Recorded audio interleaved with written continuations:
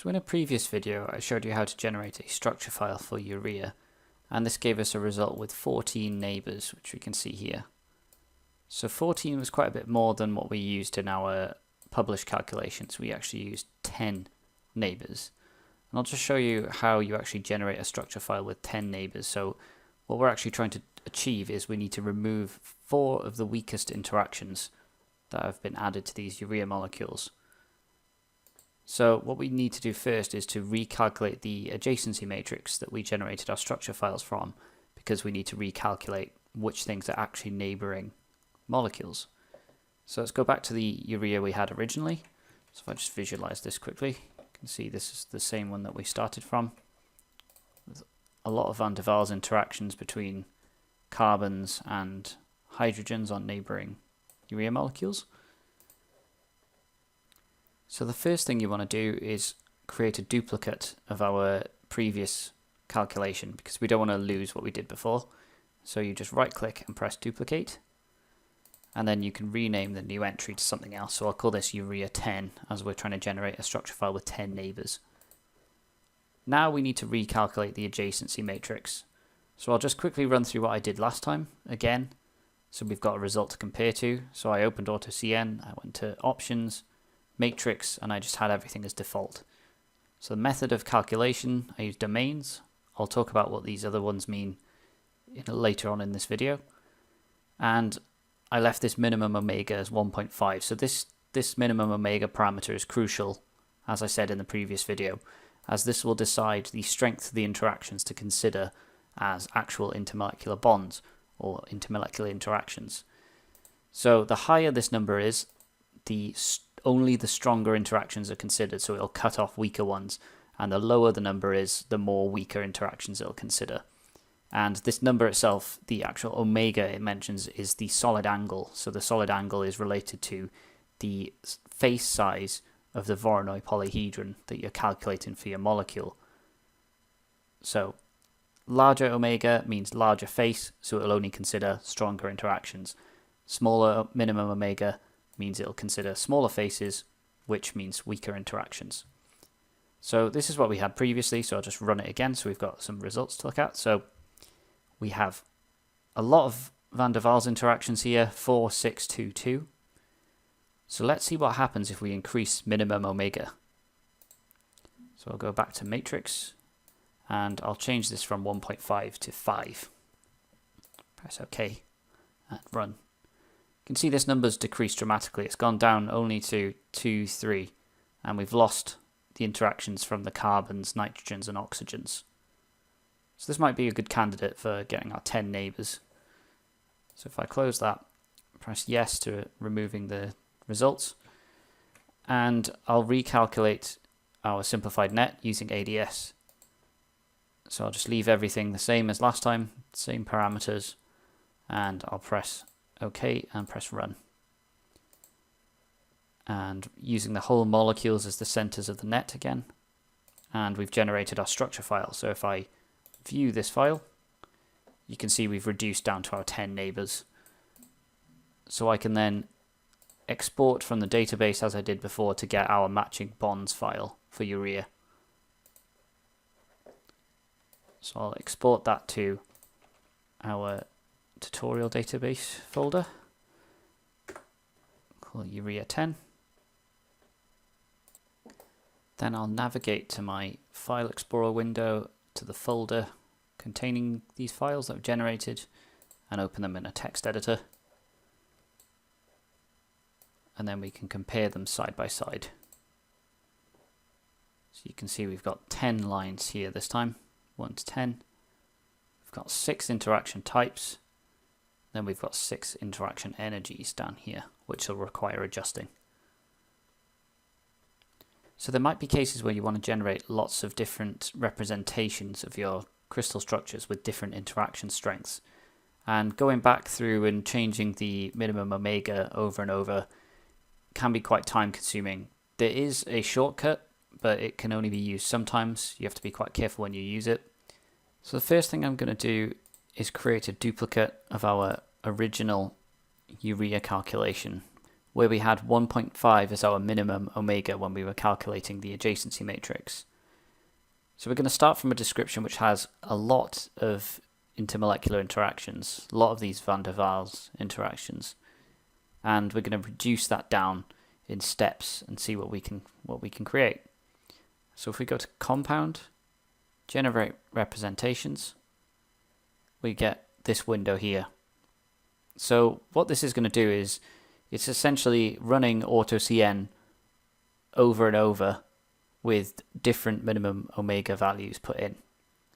So we can say that we want to consider hydrogen bonds and van der Waals because we know those are there, and we can use the solid angles method of calculating this adjacency matrix. It's not exactly the same as the domains method, but they are very close to each other. So as long as you check your files and just to make sure that they make sense, this method can help you generate a series of structure files with reducing interaction strengths considered. So it can be quite useful to use this approach when you're not sure exactly of which interactions to consider. So this minimum interval is the step size that will be applied to minimum omega. So it'll increase in steps of 1.5 here.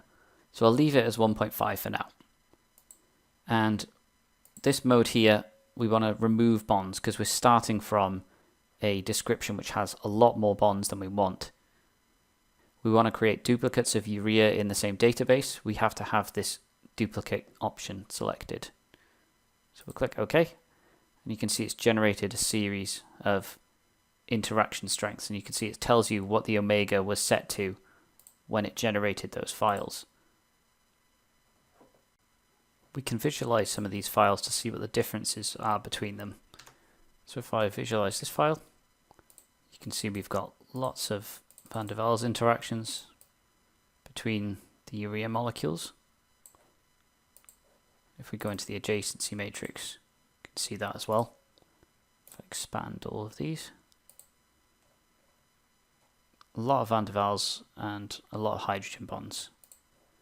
If we then jump to a much higher interaction strength, like this one, for example, 15.5, so you can see we've got no van der Waals interactions at all here, just hydrogen bonds between the hydrogens on the amine groups going to the carbonyl on your urea molecule.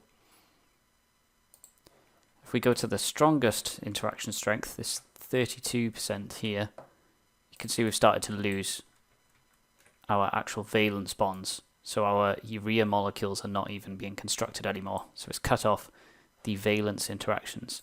So obviously that's too high.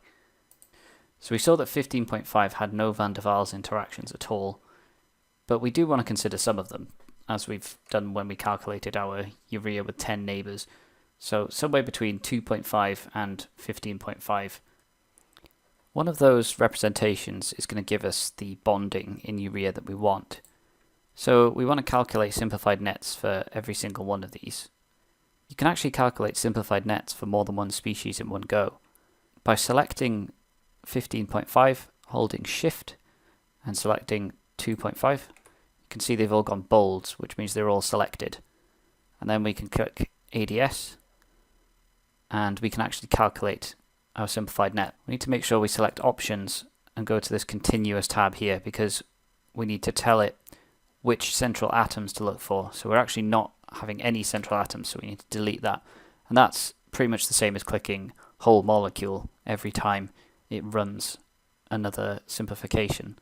So we'll click run, press yes, and you can see it's calculated all of those files in one go. So if we view each one of these in turn, you can see that's got 14 neighbours with 2.5 as the minimum omega. 8.5 has 10 neighbours. 13.5 has 6 neighbours, and 15.5 has 4 neighbours per molecule. We can also export multiple files out of the database in one go, but we have to make sure that your Topos parameters are set to output to multiple files. So we can do the same thing to select multiple entries as we did on the original database, where we hold Shift. They've gone bold, so they've all been selected. Press Export. and we choose the folder where we want to save them, which is this tutorial video folder.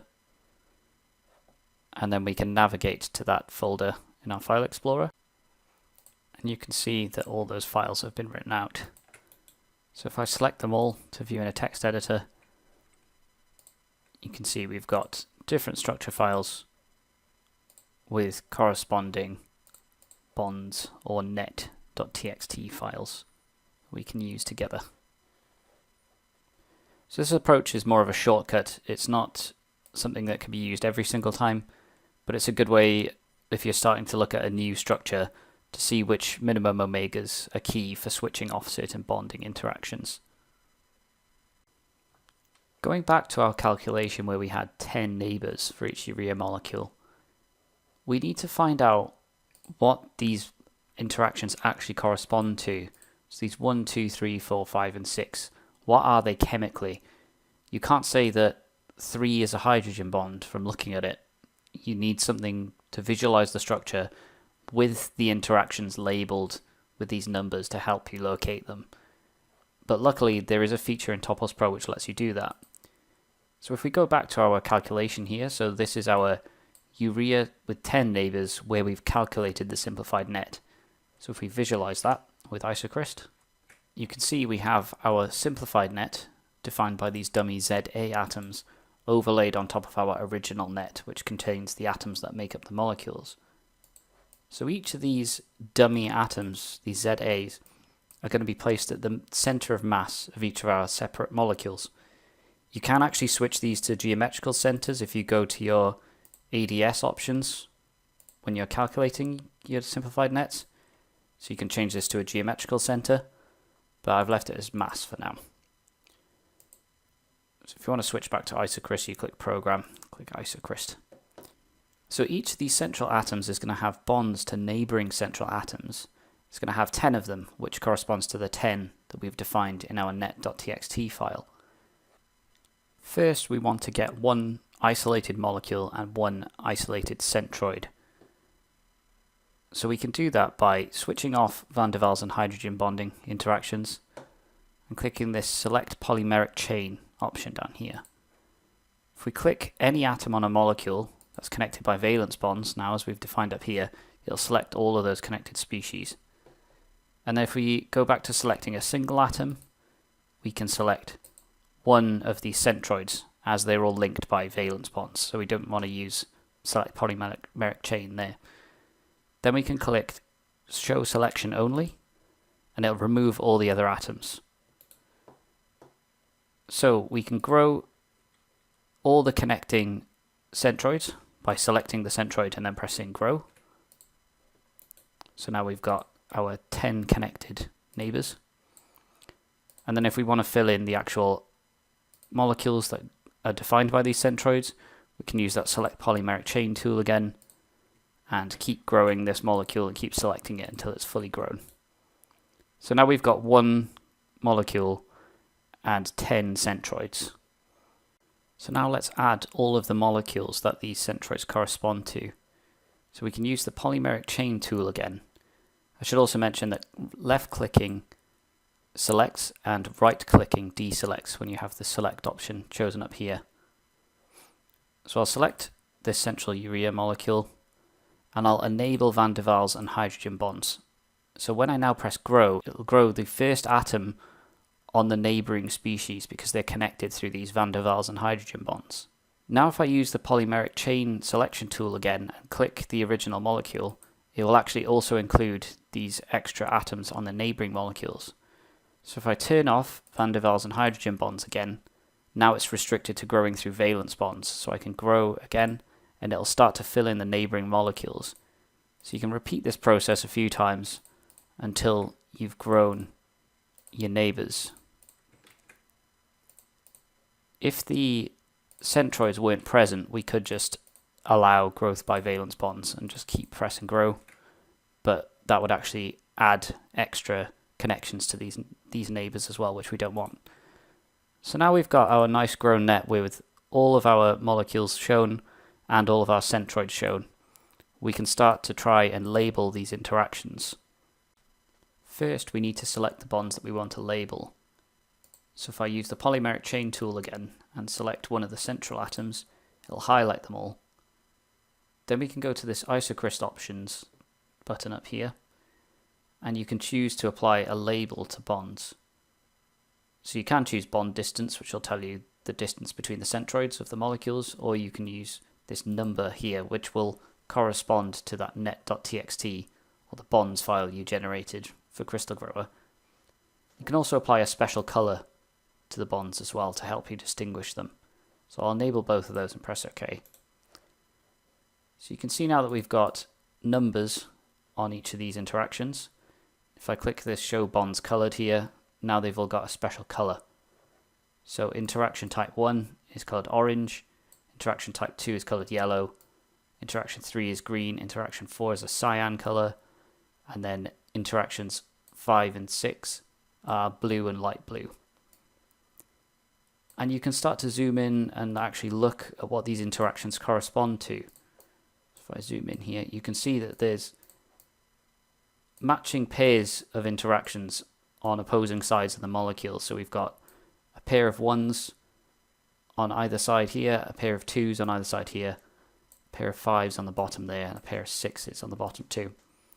And then you've got interactions 3 and 4 following along the C-axis of the crystal.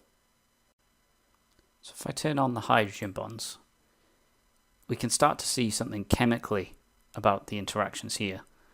So we can see that interactions 3 and 4 correspond to this pair of hydrogen bonds that are made with molecules along the C-axis. And in one direction it'll correspond to accepting a hydrogen bond, and one direction it'll correspond to donating a hydrogen bond. We can also see that there's a single hydrogen bond for interaction type 1. This may help us to make a decision about what energies to assign to each of these species. As I said before, we still need to consider the interactions with solvent. As we're going from solvent to crystal, we're calculating free energies of crystallization, so just because the bonds are stronger doesn't necessarily mean that they'll have higher free energies of crystallization. We can also then turn on the van der Waals interactions, and you can see which species those correspond to. It's a really useful way of finding out what your interactions in your net.txt or your bonds file correspond to.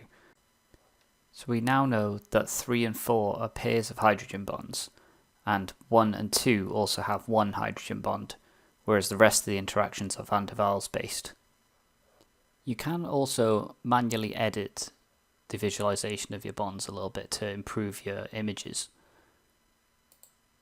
So as you can see here, the underlying net, I've actually recolored these bonds to be just grey, as sometimes the colouring of those bonds can actually distract from the colouring of the interactions.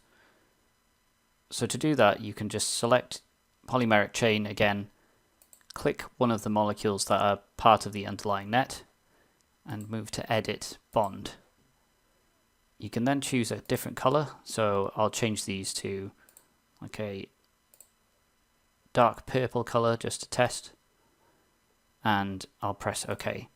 So sometimes the bonds actually disappear, but if you press Ctrl Z, undo, the bonds will reappear with the colour assigned to them. So you can see these have all changed to this like dark purple colour, but I'll change them back to grey because that's a little bit clearer. Same thing happened again, but Ctrl Z brings them back. You can actually tidy up the simplified net too, so if we only want to see the connections to the central species, we can select all of the surrounding centroids by clicking on them with the selection tool. And then we can also use this edit bond and untick the visible option. Press OK. It'll hide those interactions. So it makes it a lot easier to see now.